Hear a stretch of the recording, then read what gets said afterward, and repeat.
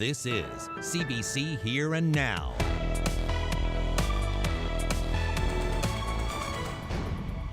The father of Courtney Lake's son speaks out. I don't believe for a minute that she went off on her own. Daycare owners, the obstacles are too big for some to stay in business. This is the worst I've seen in my running of the childcare centre. Happy times. An emotional Father's Day gift for this Clarenville man whose son has leukemia, all courtesy of WestJet. It was truly amazing just to see his spirit and to see that smile come on his face. Hope you have a warm sweater handy. These northwesterly winds are really cooling things down in the province, but we're keeping an eye on a possible weekend warm-up. I'll have your full weather details coming up. It's exactly 1 week since anyone has heard anything from Courtney Lake. Now, police say the 24-year-old who's been was last living in Mount Pearl was last seen at this Esso station on Elizabeth Avenue in St. John's. The RNC considers her disappearance suspicious. Lake's parents have declined interview requests, but there is one family member who is speaking out tonight. And Here and Now's Megan McCabe is live with that side of the story. Megan? If this was a regular Wednesday, Courtney Lake would be here at the Muse Center, taking her 6-year-old son swimming. Her ex-boyfriend, the father of that son, would be here too. Today, that father, 34-year-old Jason Pike, says there's been no sign of Lake since he dropped her off at her mom's house in Mount Pearl after their son's swimming lesson last week. And Pike says that he has spoken with police and that forensic investigators have gone through his vehicle. I met Jason Pike earlier today in Bannerman Park, where he says they'd often take their son to play. He says it's not like Lake to disappear like this for a week. And he has custody of their son, but he says he has no idea how to explain to him what's going on. Biggest fear to date. He's been through so much in such a short period of time, and I just don't want to see him hurt anymore. You know, he loves his mom very much, and like, through everything, me and Courtney still cared about each other a great deal, you know? He says they were together for about 4 years until they split up not long after their son was born. Pike says Lake has mental health and addictions problems, but he says her life with their son was just getting better. Feel a little cheated. Because you know you want something for so long, and then you finally get there, and it's so close, and things are finally starting to feel settled, and then it's just like, poof. Like how'd that happen? How does that happen? Pike says that for now, he hasn't told their son that his mom is missing, and he doesn't really know how. As for the investigation, police say there's no real update, but we do know that along with the rovers, there's been an extensive ground search in Mount Pearl in the Powers Pond area last night, and then later this afternoon in the Seal Cove area of Conception Bay South. So for now, that's all we know about Courtney Lake, and the search certainly is continuing. Reporting live for Here and Now in St. John's, I'm Megan McCabe. Daycare, it is a costly venture to have someone else look after your children. And while we've heard from parents on this issue before, tonight, Here Now's Peggy Lamb has the story of one daycare owner who says she's struggling to stay open. So what does it actually cost to run a daycare center? And with the economy, are people still enrolling their kids? Well, Gail Sullivan runs the Happy Times preschool, and she says that it's getting way too tough. I've been around for 41 years, and it's an old center. It survives on its reputation, but this is the worst I've seen in my running of the childcare center. Happy times. With a decline in the oil industry, Sullivan is losing a lot of the kids. Parents no longer have the money to send them, and the other major shift, with all-day kindergarten, there are fewer kids in need of daycare. Sullivan says she's barely breaking even. I'm trying to keep afloat, hence I'm working full-time back to be that staff that I don't have to pay the extra staff for and to keep above water. The other problem, according to Sullivan, government regulations. You don't want to put anyone's life or child's life in any sort of peril. But there are some things that can really be done and implemented from the government to help alleviate some of the expenditures that we have to pay for. One of them that I've been doing some research on, every staff has to have first aid. Why? And when we're under the Department of Education, in the school system, maybe one staff in 5 or 6 in the public school system, a teacher. Why every staff at a childcare center? It costs a lot of money.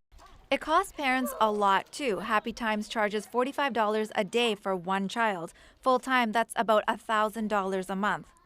Sullivan says 7 daycare centers closed since September, and unless there are changes, fewer regulations, or more money for parents, there'll be more closures. Peggy Lamb, CBC News, St. John's.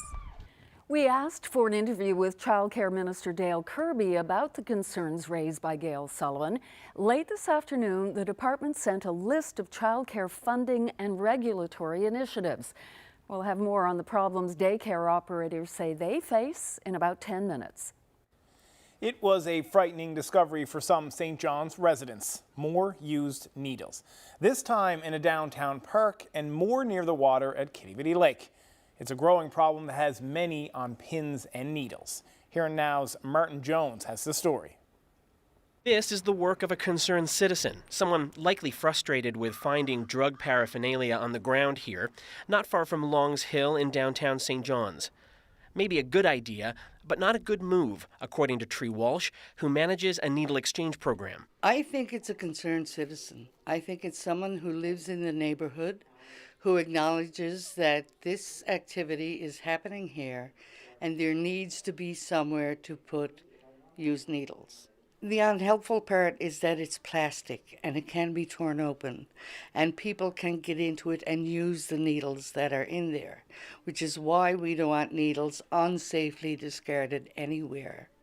Walsh and the city are trying to get safer metal boxes placed in high-risk areas. She says they could be in places like Kitty and Mundy Pond by the end of the month. But one city councillor gave a somewhat less optimistic timeline. We have had open discussion. Our mayor has been leading that and the deputy mayor, and we look forward to having broader conversations. But again, we had to be very, very careful about implementation, and the real lead on all of this has to be the Department of Health in conjunction with Eastern Health. As for when the new boxes could be in place, Galgay didn't commit to a timeline. In the meantime, Eastern Health released guidelines on what to do if you discover used needles. Among the suggestions, tell children to never pick up a needle, stay calm, and use common sense. Galgay adds, call 311 and the city will do the cleanup for you. Reporting for Here and Now, I'm Martin Jones.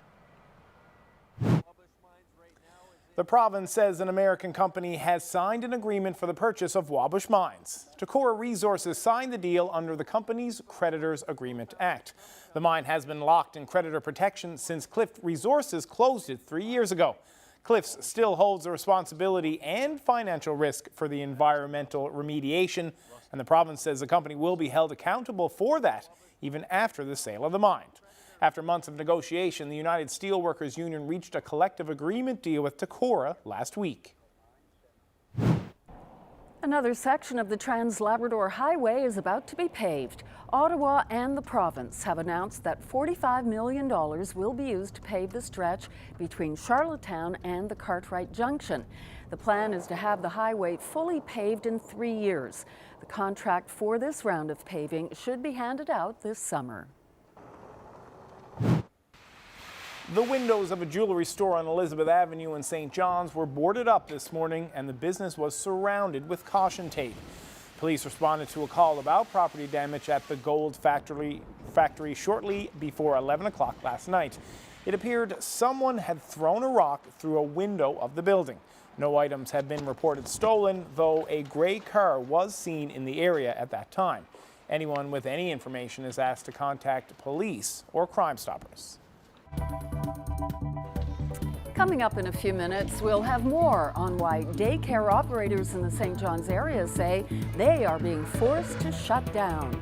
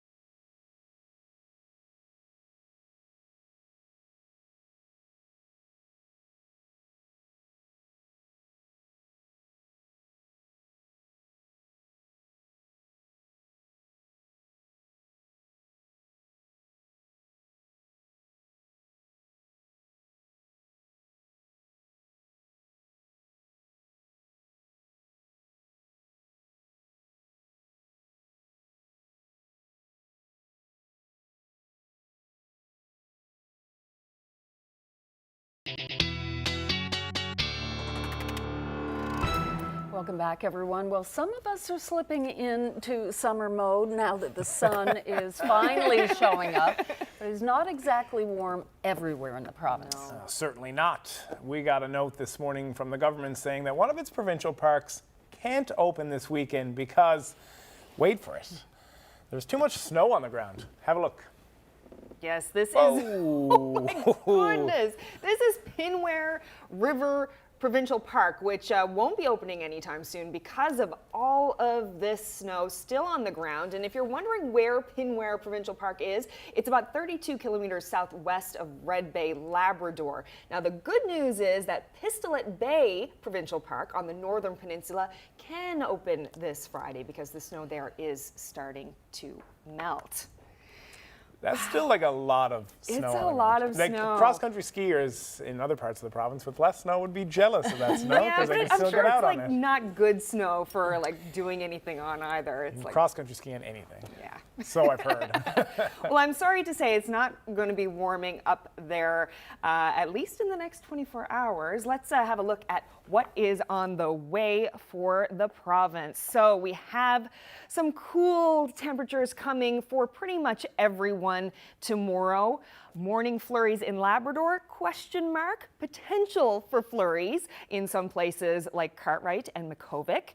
And we are looking at a potential weekend warm-up. So that is some good news. These are the current temperatures right now. You can see how cool it is on the island, just 6 degrees in St. John's. And boy, what a turn the temperature took this afternoon. We went from 16 to 6 in the blink of an eye, and that's thanks to these northwesterly winds that are coming in right now, keeping things nice and cool pretty much everywhere. And we do have a frost advisory in effect for the west coast of the province up through Green Bay, White Bay, and Deer Lake, and Buckens in the interior, and Grand Falls, Windsor. So if you have any frost-sensitive plants, you might want to take them in tonight for sure. That could continue till tomorrow as well, tomorrow night. So this is what's coming through our neck of the woods throughout this evening. You can see lots of showers in Labrador and on the west coast of the island, but nothing really significant. That will continue throughout the evening, but it won't really bring too much anywhere. It's more like a scattering of showers throughout the different areas. So we could see that in St. John's. 2 degrees is the low tonight, 1 degree in Grand Falls, Windsor. So you can see why there's a frost warning in some of those areas. And cool as well. In Cartwright, you could be getting some freezing drizzle there overnight. And Lab City could see kind of that messy mix of drizzle and wet snow there as well.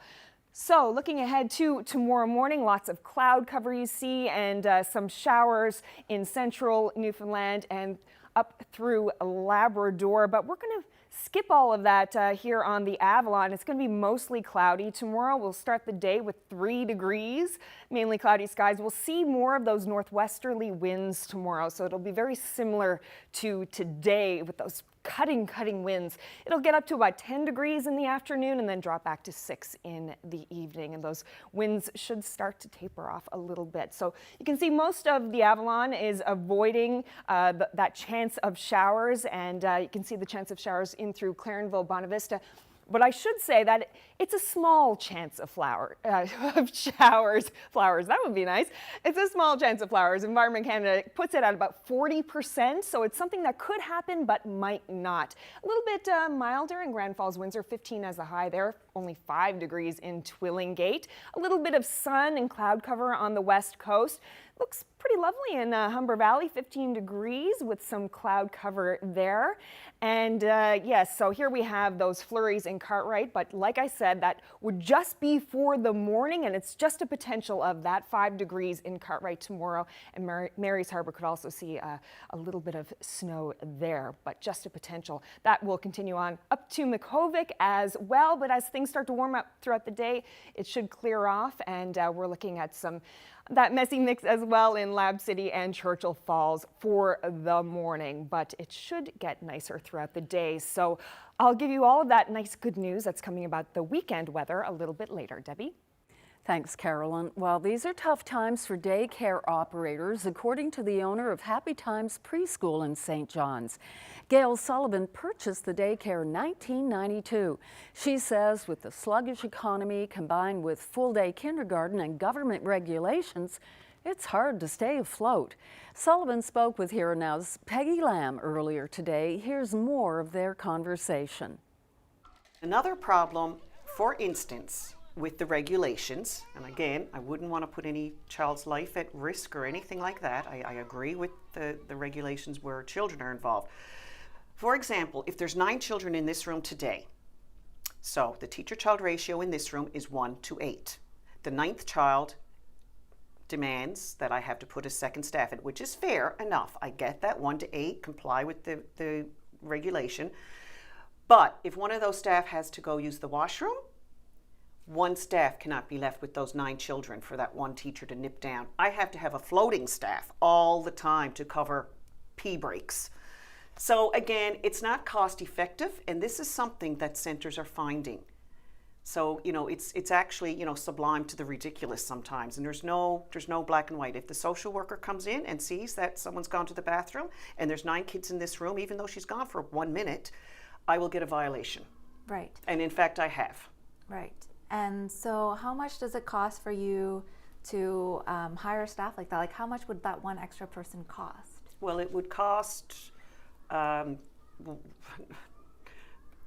would pay them $14, $15 an hour. Right. And they would work full time, of course. Of course, because who wants to come in? Oh, someone got to go pee. Can you come in now? Like, it really is ridiculous. And a lot of centers are finding the rigidity of some of these regulations and the inflexibility of them very challenging to operate. Mm-hmm. Mm-hmm. And what does it cost to run a center like that? Can you walk me through some of those expenses? Well, you have your rent, which is astronomical. Mortgages for some centers, which is huge. You have your snow clearing. You have your staff, which are not paid enough money as it is, but you want to provide the best you can for them. You have medical things. You have your workers' compensation, which is through the roof. You have your city taxes, which is absolutely ludicrous. And food, toys. This costs money. To provide this and quality, it costs money. And children deserve the best. This is our future. What I charge per day is between $42 and $44 a day. I need, right now, to break even, I need 25 children here per day to break even. I've done that math. So if that answers your question. Right. That is break even. Right. I've actually been working at my center full time. Not that I'm afraid to work here full time because I love my job, but my salary is now going back into the business to keep it floating, and I'm living on savings. That's a harsh reality and truth. There's not a huge profit in this, despite what people think. By the time you pay all your overhead and conform with all the crazy regulations, like the silly ones, there's not much left at the end of the day. I've been at Happy Times since 1981.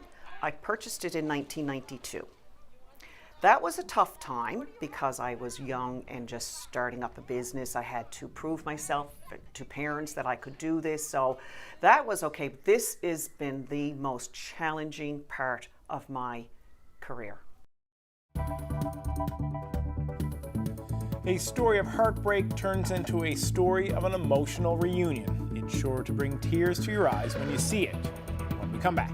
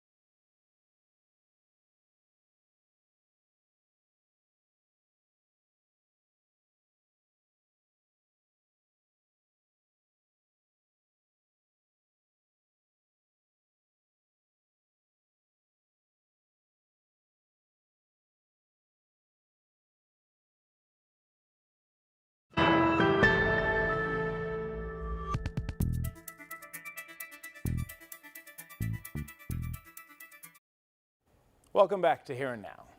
A father from Clarenville got an early Father's Day gift delivered to Toronto thanks to Ronald McDonald House and WestJet.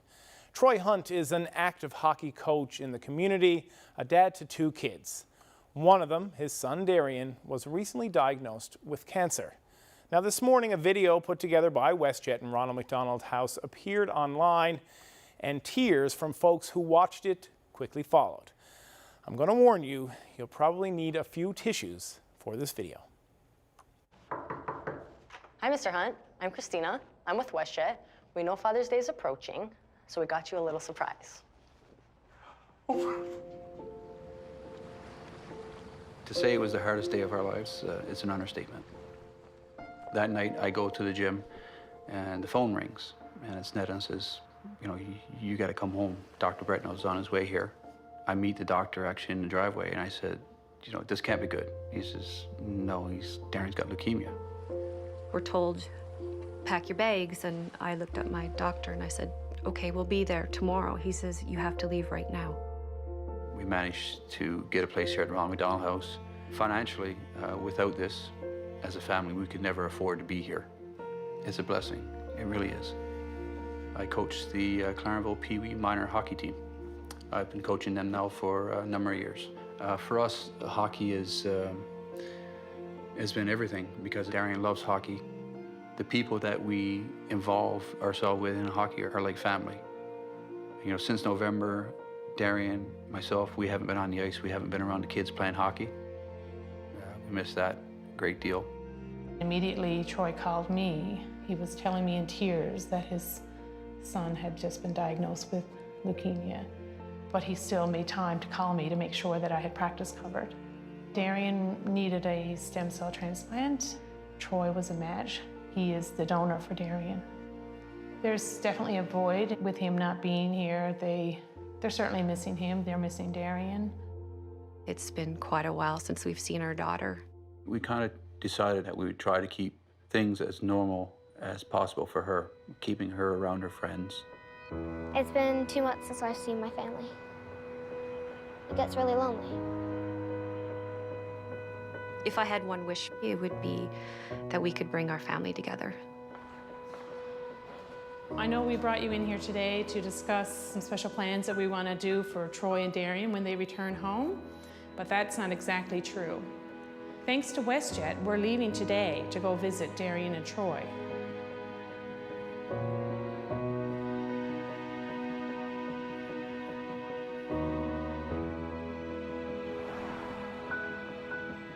Hey guys, Hey, how's it guys. going? Welcome to Ronald McDonald House. We're gonna go in, we're gonna be really quiet, okay? Since coming here on the 28th, I haven't seen my daughter.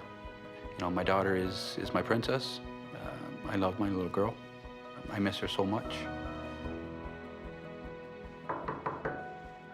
Hi, Mr. Hunt. I'm Christina. I'm with WestJet. We know Father's Day is approaching, so we got you a little surprise.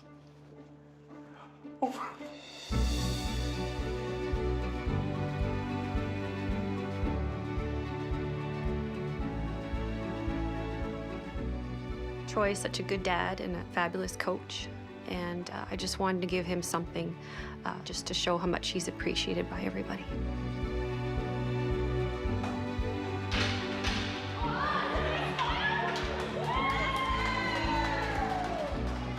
When he woke up this morning, it was a bit of a rough morning.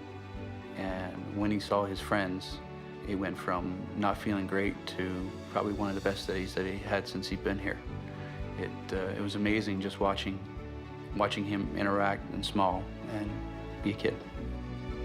When he saw his friends, I saw the light in his eyes that's usually there. He needed it. Oh, I'll never forget this. You know, just watching him interact with his friends while sitting and having a meal, me sitting with people that I know having a meal, it just felt good to be normal again.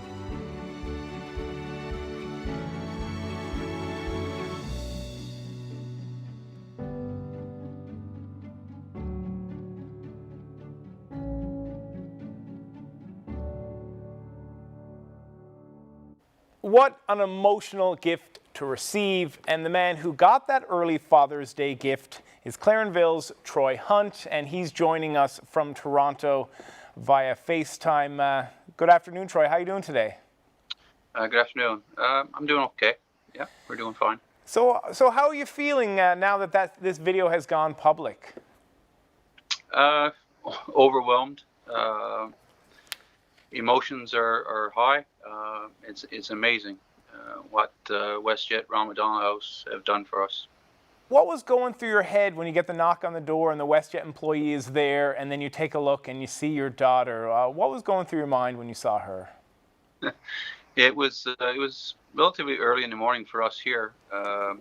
Myself and Darian were just basically lying down and trying to figure out what we were going to do for breakfast and what we were going to eat that day, because trying to get food into him right now is a bit of a challenge.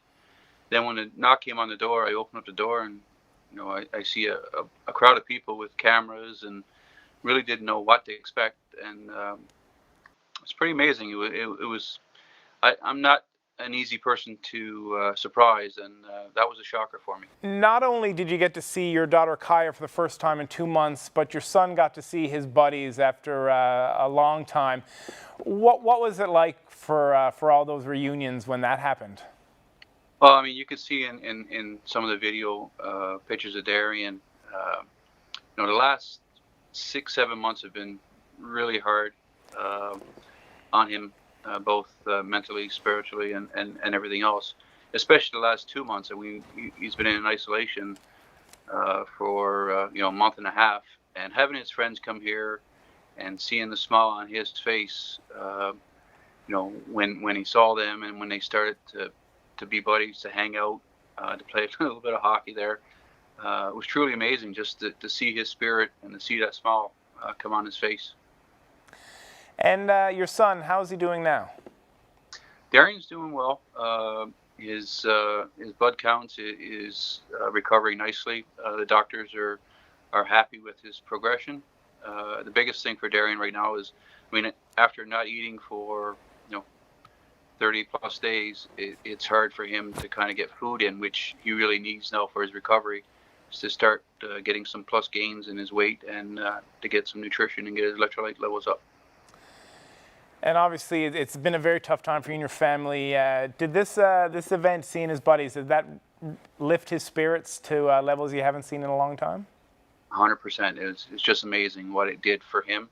From the day that they arrived, the comparison between before and after was just amazing. Now he has the push to kind of get home now and be with his friends, and I won't say leave this behind, because he'll never be left behind, but the focus for him right now is to spend more time with his friends.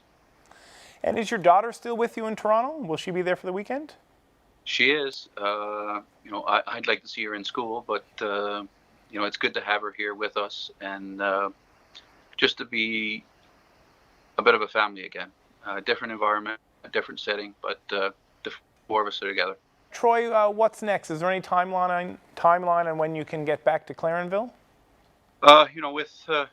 With this whole thing, timelines are really difficult to pinpoint. But right now, it looks like we could be back in the St. John's, hopefully before Canada Day. At the end of June is kind of the target date that they've put on this. But really, it all depends on Darian and his progression in terms of eating and everything else that's going on with him. But right now it looks like the 30th of June. Well, Troy, I greatly appreciate you taking out some time to talk to us here at the CBC in St. John's. Thanks so much, and we wish you all the best, and enjoy Father's Day this weekend. Thank you very much. I appreciate it. Oh, and I echo that too. Oof. Best wishes and good luck to Darian in his recovery. And I've got to say, that was the second time I saw the video, once earlier today, and it made me tear up. It was very emotional, but I'm glad to hear from the dad. Yeah, no, it was great to connect to him, and also people in Clarenville got a special treat today as well. WestJet and the Ronald McDonald House wanted to make sure that their friends and family of the Hunts got a chance to see that video first. So they had a special screening in the community this morning, and like everyone else, including myself here in the studio just now, there weren't many dry eyes in that audience. An independent ice expert will study whether the Muskrat Falls development caused flooding in Mud Lake. That story is up next.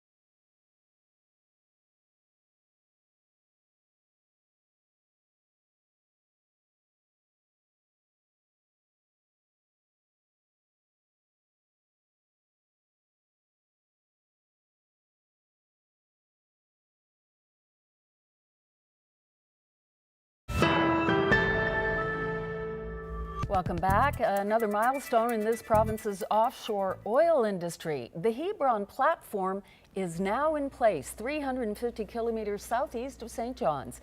ExxonMobil confirmed just a short time ago that the $14 billion structure is now sitting on the ocean floor. After a month of waiting in Trinity Bay due to severe pack ice, 8 offshore vessels began the tow out on June 3rd. The company says first oil should begin to flow by the end of this year. Well, the government is going outside the province to investigate the flooding at Mud Lake. Premier Dwight Ball announced today he's recruited an associate professor from the University of Saskatchewan. The flooding happened a month ago today. Some residents believe it was caused by the Muskrat Falls development. Professor Carl Eric Lindenschmidt has been hired to figure out if that's the case. Lindenschmidt researches river ice processes and has a doctorate in environmental engineering. His report is expected in late September. It's a dream come true for an Ottawa girl. The 11-year-old returned from a special trip to Paris. She wanted to set her eyes on an iconic site before she could lose her eyesight. Ashley Burke has the story. Jaden Lanning's home with memories of the City of Lights, a trip of a lifetime before her world could go dark. Want to tell us a little bit about where we are today? Underneath the Eiffel Tower.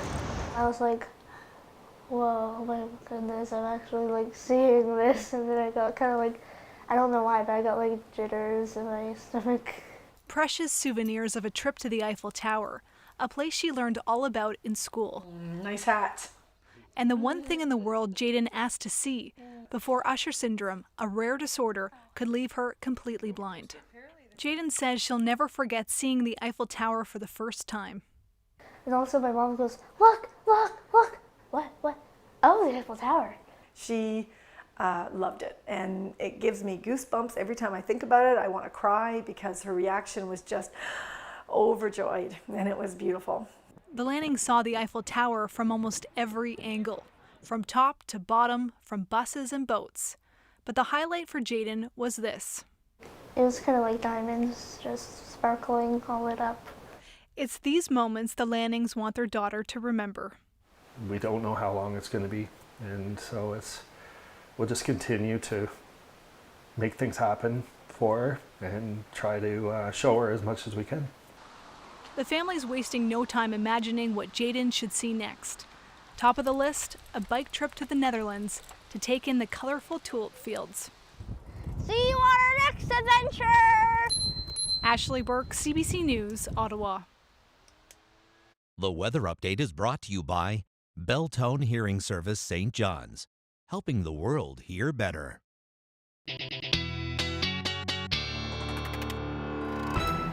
We're going to have a second look at the weather, and we have a dandy picture. Carolyn has a dandy picture to show you. Yes, just have a look at this. Isn't this a beauty? This was sent to us by Michael Windsor. He's a professional photographer, and he posted online a description of how he found this. This is the moon rising in Maddox Cove. I believe it was last night, and he was on the hunt for a beautiful moon picture, and don't think you get much better than that, Michael. Successful mission. He talked about when that first sliver of the moon started coming up, he did his fist pumps and did a jig. He was so excited, and then he landed that great gorgeous shot. So, well done, buddy. Yeah. So let's have a look at how the weather is shaping up. We're going to start with tomorrow. Some cloudy skies on the Avalon tomorrow. Temperatures a high of 10 degrees. Chance of showers in central, getting up to about 15 degrees there, and some sun and cloud on the west coast, 14 degrees in Corner Brook. A chance of some flurries in the morning for Cartwright, 5 degrees as the high there, and getting up to 12 in Lab City. So looking ahead to Thursday night into Friday, you can see not much is happening. There's no precipitation to really talk about there. It's nice and clear. So yeah, Friday afternoon is looking pretty nice, at least for the west coast. Sun and cloud there, 16 degrees, 18 in central.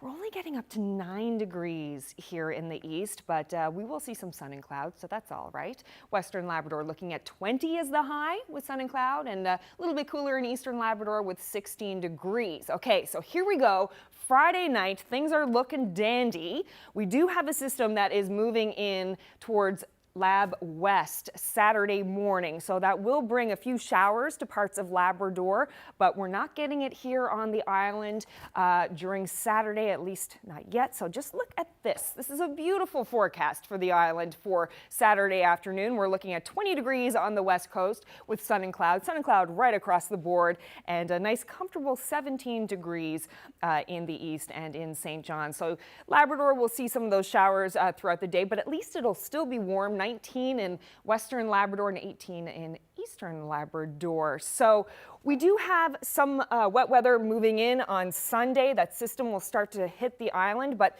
just have a look at these temperatures. I'm liking these temperatures. I know we're getting some showers, but at least it is warming up next week. So I'm looking forward to that.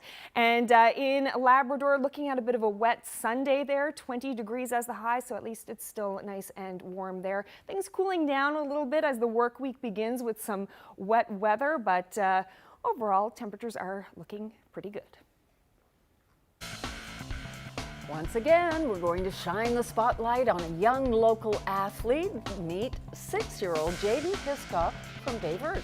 Yes, Jaden plays the forward position for the Bay Verte Sabres. Here he is with the puck from his first goal scored. Very proud. Well, he should be. Well done, Jaden. You should also be proud because you are our young athlete of the day. This is exactly why everyone has come to see the Stanley Cup, and it's... How cool would that be? Hey, Jeremy, the victorious Pittsburgh Penguins brought the Stanley Cup home today. Pittsburgh couldn't get enough of Crosby, the Penguins, or the Cup. Nearly 500,000 cheering fans shut down the city to celebrate. Already a local hero before this rare consecutive Cup win, Sidney Crosby is beloved by hometown fans. This was the largest parade the city has ever had. To coach their quote, Pittsburgh is one crazy hockey town.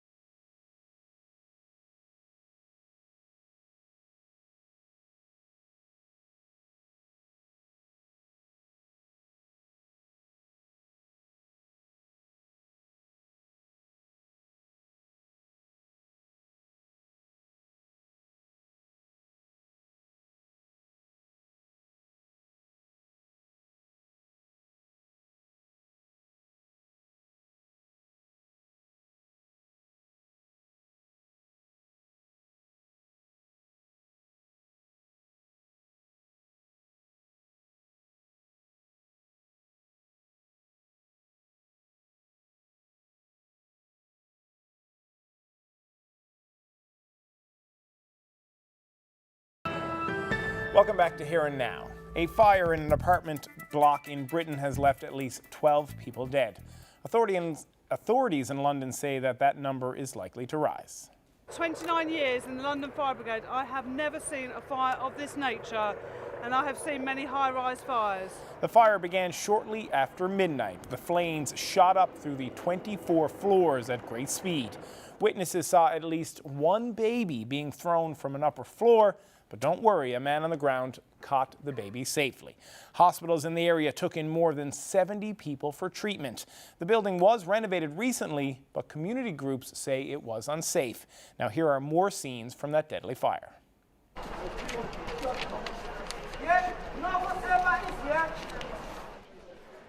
Anybody who is speaking to the building, they need to ring 999. There is a dedicated line for this incident. I ran outside. And then looked up, and it was just a blaze. Everything, you know, it was an absolute nightmare. It was like something out of a horror movie. And then suddenly I saw the big flames coming out from the window inside to the flat as well. I tried to put it out, but because it was too strong. I saw people jumping out the window, man. It was crazy. Saw people jumping out the window. There's a lot of dead bodies, a lot of kids, and a lot of dead bodies that were all on the floor. They were obviously covered up, but there were a lot of people that did not make the fall. We rescued large numbers of people from inside the building very early on across a range of different floors. I've spoken to crews who've been up as far as the 19th and 20th floor. In my 29 years of being a firefighter, I have never ever seen anything of this scale.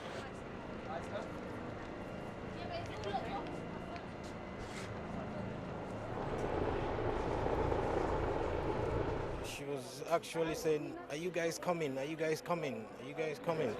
I was like, yeah, we're coming, because when we went to get the shield from the police van, I thought, yeah, they're going up there to get them down.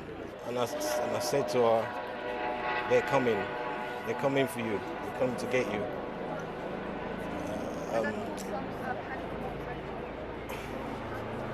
I don't know if they did.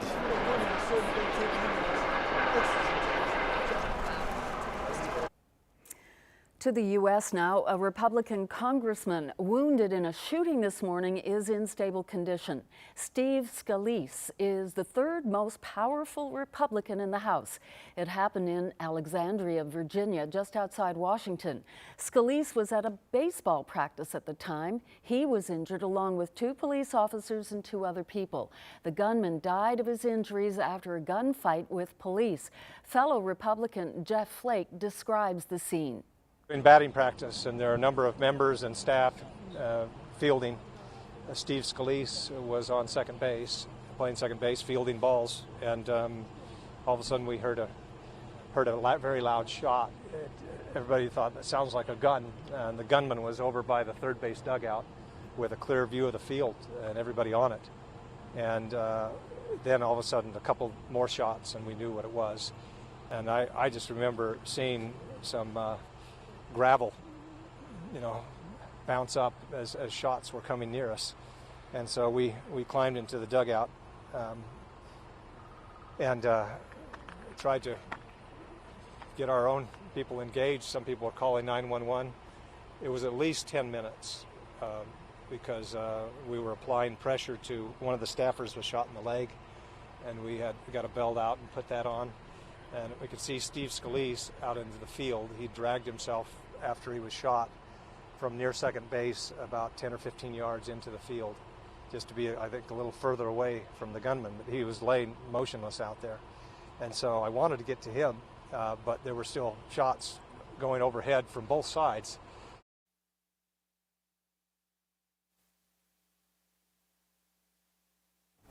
It happened at a UPS storage facility in the East End. A witness described hearing rapid gunshots and seeing a mob of UPS workers fleeing. The company says that the gunman was an employee. He then took his own life when confronted by police. Canada's new trade deal with the European Union was ratified by both sides, and it was set to take effect July 1st. But it seems the agreement known as CETA has hit a snag over cheese imports. Fundamentally know that trade is important to grow the economy, create opportunities for our small businesses, better products and prices for our consumers, but we're always going to make sure that we're protecting Canada's interests. Critics at the EU say Canada's dairy producers and processors will get too large a share of the new import quota for cheese. Any delay in implementing CETA will affect Canadian exporters. Since the deal was ratified last fall, they've been waiting to export products tariff-free to the European market. Well, songs were sung and a birthday cake rolled in today on Parliament Hill to mark the 100th anniversary of the dedication of the Centre Block complex of buildings.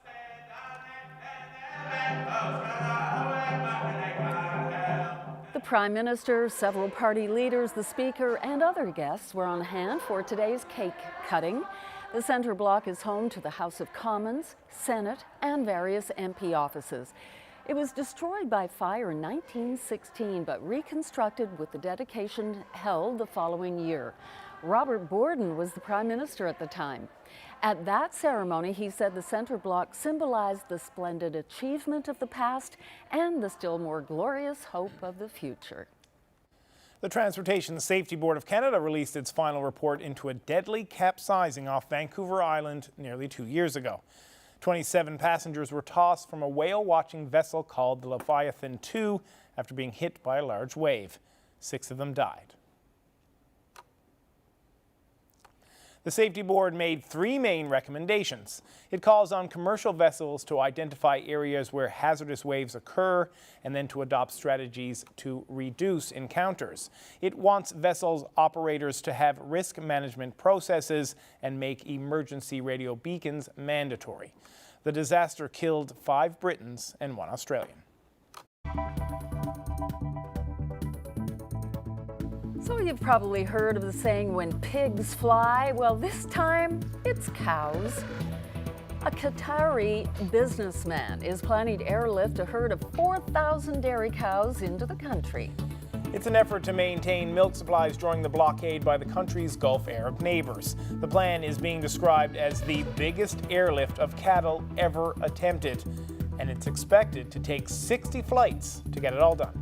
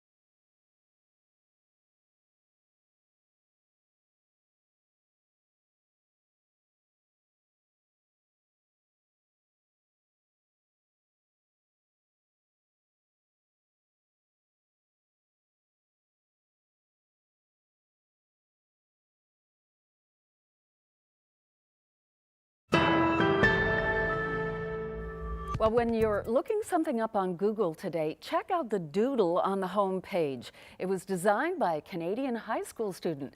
Jana Panam of Toronto won a nationwide contest for young artists to design the Google banner.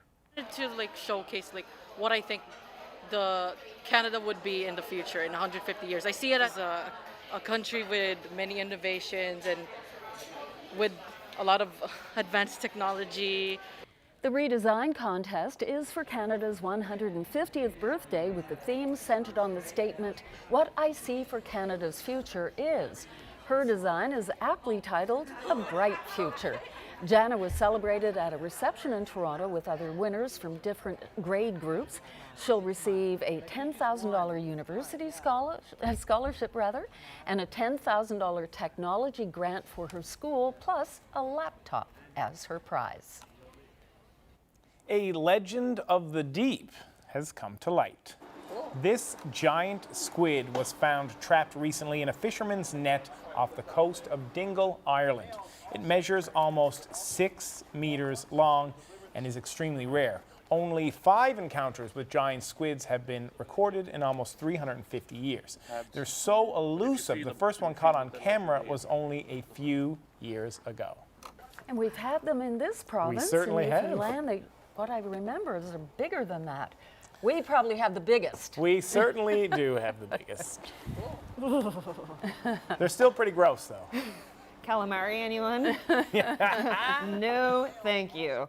Ugh, makes me shudder, and so do some of these temperatures, especially here in the east. We have some cooler temperatures on the way Thursday and Friday, just 10 degrees tomorrow, 9 on Friday. A little warmer in central Newfoundland, 15 degrees with a chance of showers tomorrow, 18 on Friday. Looking fairly nice on the west coast, 14 tomorrow and 16 on Friday. And Labrador City is going to see some cooler temperatures tomorrow, just 12 degrees, but it's going to clear off nicely on Friday for 20 degrees there. So this is our viewer picture of the day. Isn't this beautiful? Another dandy. Yes, lots of gorgeous photos of sunsets. I assume this is a sunset. It looks like a sunset to me. This is Yes, Veterans, it does, yeah. Veterans Memorial Bridge near Happy Valley Goose Bay. Thank you, Raymond Party, for sending that in. You've probably been over that bridge, have you? Certainly When you were have. up in Yes. the Spent Happy a fair Valley bit of Goose time Bay. there. A beautiful picture of the big land is always nice any time of the year. But when the sunset, it's particularly beautiful. And thanks for that's like 3 days in a row we've had sunset pics. Yeah, lots Keep of great them coming. pictures. Yes, please. Send them to Ryan Snoddon's Facebook page because that's where I've been getting them. So,